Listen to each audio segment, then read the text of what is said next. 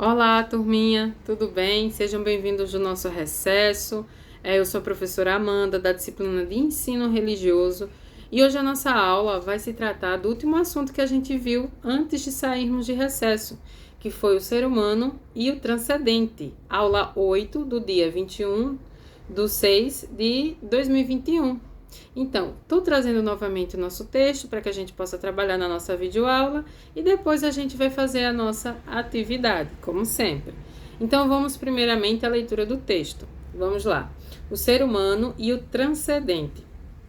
Transcendente, a palavra transcendente, é um adjetivo que demonstra algo que não é comum, que está além dos limites convencionais ou que é considerado superior.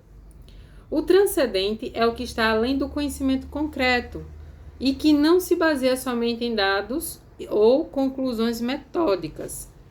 São sinônimos da palavra transcendente, ou seja, são semelhantes da palavra transcendente. É sobrenatural, nobre, divino, sublime, extraordinário, superior, especial e celestial. São antônimos da palavra transcendente, ou seja, são totalmente diferentes, ou nada a ver, como vocês dizem. Comum, ordinário, simplório, concreto ou mundano. Ou seja, a gente tem sinônimos da palavra transcendental, que é algo que é semelhante ao que é transcendente, que é o sobrenatural, o nobre, o divino, o sublime, extraordinário, superior, celestial, especial. E diferente disso, que são os antônimos, que são as coisas que não tem nada a ver, é o comum, o ordinário, o simplório, o concreto e o mundano. Ou seja, é muito comum que use o termo transcendente para fazer referência a crenças ou o que é considerado divino ou ligado a Deus. Nesse caso, o transcendente está fora do mundo material. Ou seja, se a palavra transcendente está ligado à divindade, está ligado a crenças, está ligado a Deus, não faz parte desse plano material nosso, desse plano concreto, desse plano mundano, né, ou comum. Faz parte de algo celestial, de algo divino, nobre, sublime, superior. Então está no campo espiritual.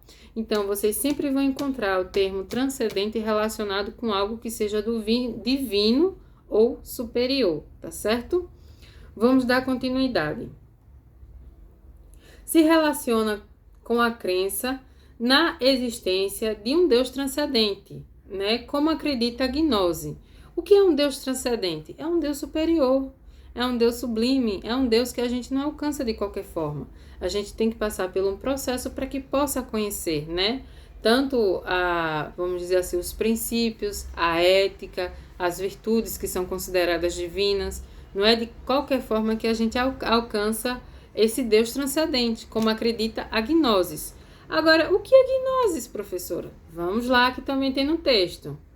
Mas o que é gnose? O termo gnose deriva do termo grego chamado gnosis, que significa conhecimento. É um fenômeno de conhecimento espiritual vivenciado pelos gnósticos, que são cristãos primitivos, né? Para os gnósticos, a gnose é um conhecimento que faz parte da essência humana. É um conhecimento intuitivo, diferente do conhecimento científico ou racional. Gnose é um caminho que pode guiar a iluminação mística através do conhecimento pessoal que conduz à salvação. Professora, ainda estou sem entender, então vamos lá. A gnose é um termo grego que se refere a um conhecimento, mas não é um conhecimento racional científico que eu precise de provas para comprovar que ele é verdadeiro. Não, a gnose é um conhecimento espiritual. Na maioria das vezes, um conhecimento individual que a gente tem com a divindade.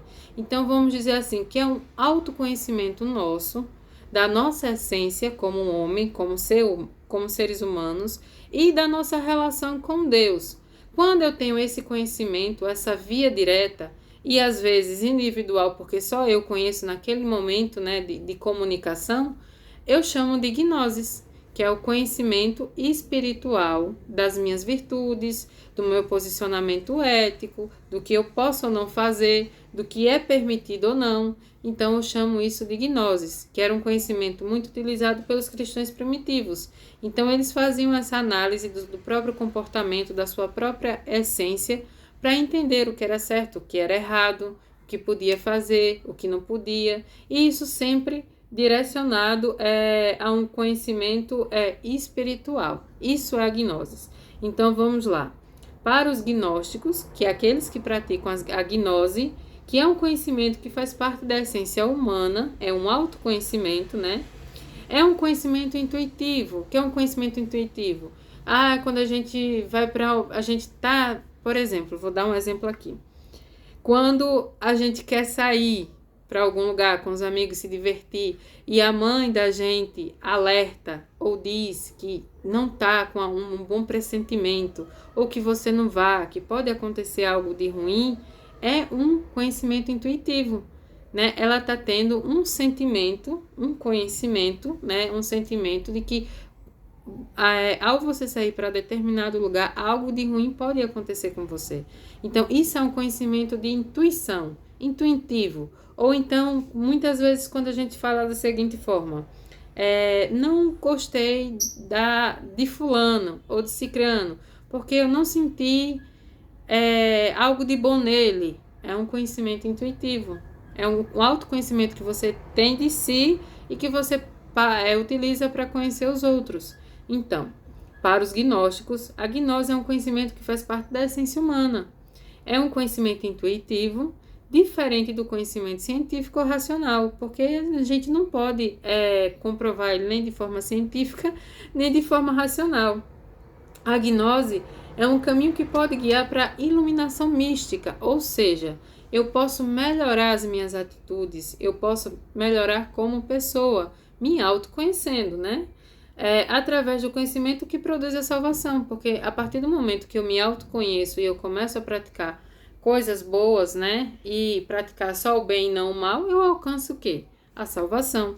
Que todo o conhecimento que Cristo deixou aqui na Terra faz parte de uma ética, de valores, de virtudes. Então, um conhecimento quase que gnóstico, porque nos leva o conhecimento cristão, o conhecimento de Jesus Cristo, nos leva para uma salvação, certo? Então, vamos continuar. O transcendente nas diferentes religiões.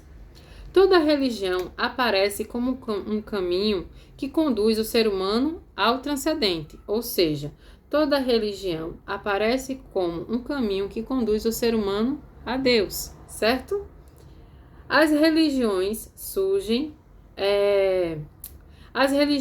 em diferentes regiões geográficas do mundo.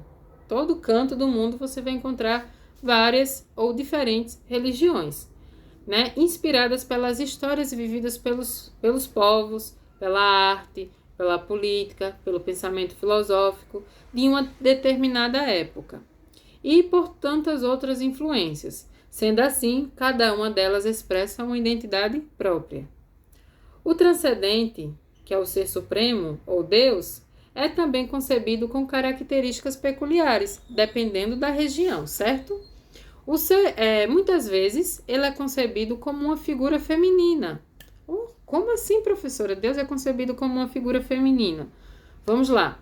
Sendo relacionado com uma deusa, por exemplo. Nas mitologias gregas, por exemplo, a gente tem figuras de deusas que são femininas, como Atenas, que é deusa da sabedoria, a Afrodite, que é deusa do amor, da beleza, né?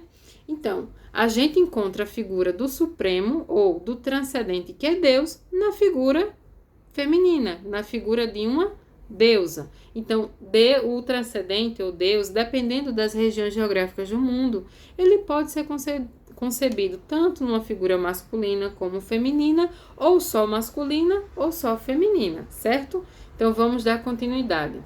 Por exemplo, nas mitologias gregas, como eu citei, no hinduísmo, onde a gente vai encontrar as deusas hindus, né?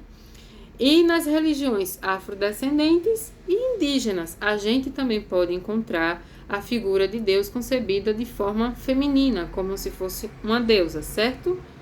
Vamos lá. As divindades hinduístas possuem esposas que lhes complementam.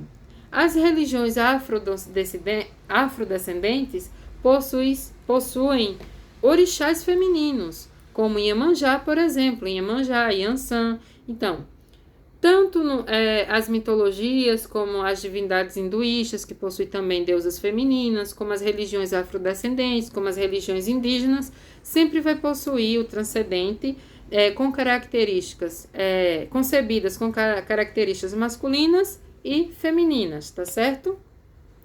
Por exemplo, na afrodescendente a gente tem os orixás femininos, como Iemanjá e Iansã, que são deusas. Iemanjá dos mares e Iansã, se eu não me engano, é da natureza, mas são deusas com características femininas, tá certo?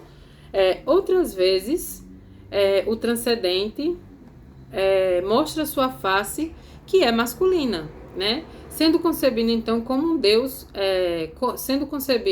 como o deus dos judeus, dos cristãos e dos muçulmanos. Então, a versão do transcendente como masculino, a gente sempre vai encontrar no cristianismo, que é Deus Pai, Filho e Espírito Santo, no judaísmo e no islamismo, que são os muçulmanos. Então, a gente sempre vai encontrar a figura do transcendente relacionado com o masculino, diferente dessas outras religiões que eu já citei, que são relacionadas com o feminino, né? Com o masculino e com o feminino. Você tanto vai encontrar deuses masculinos como deuses femininos, como nas mitologias a gente tem Apolo, que é deus do sol, Zeus, que é deus de todos os deuses, Atenas, que é deusa da sabedoria, Afrodite, que é deusa do amor e da beleza. A gente vai encontrar essa mistura. Mas nas religiões judaica, cristã e muçulmana, Deus é concebido de uma forma masculina, tá certo?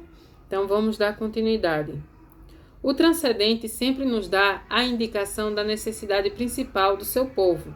Para os judeus que viviam como escravos, Deus era o Senhor dos exércitos, que elegeu o povo como escolhido, podendo deste modo livrá-lo da escravidão. Para os cristãos, Deus se manifesta por meio de Jesus Cristo, com amor absoluto, ajudando-os a conviver em meio à diferença. Para os povos afrodescendentes e indígenas, o transcendente aparece ligado às forças da natureza. As religiões se utilizam de símbolos para representar os diferentes ideais de transcendente, pois uma cruz faz com que todo cristão lembre-se de Deus e de Jesus Cristo. Uma estátua de Buda pode lembrar aos budistas sobre os ensinamentos do seu guia espiritual. Ou uma determinada cor usada na roupa pode lembrar a proteção de um determinado orixá para um candomblessista, e assim por diante. Então, a gente pode encontrar o transcendente ligado a diversas coisas. Então, a gente pode encontrar o transcendente ligado a uma versão masculina, feminina ou os dois. A gente também pode encontrar os símbolos religiosos indicando alguma coisa para os seus adeptos, como a cruz, e sempre vai lembrar para os cristãos a morte e ressurreição de Jesus Cristo. Uma cor de uma roupa pode lembrar um adepto do candomblé a proteção de seu orixá, e assim sucessivamente. Para isso, que as religiões se desenvolveram tanto, né, desde os tempos antigos até agora. Então, dentro do, vamos dizer assim, do hemisfério religioso, a gente pode encontrar o transcendente ligado a diversas coisas e demonstrando para os seus adeptos diversos pontos de vista com relação a alguns assuntos que são abordados pela religião, tá certo? Eu espero que vocês tenham entendido um pouco o conteúdo. Mais adiante a gente vai fazer a nossa atividade. Qualquer dúvida no privado, como sempre, tá certo? E eu desejo a vocês bons estudos.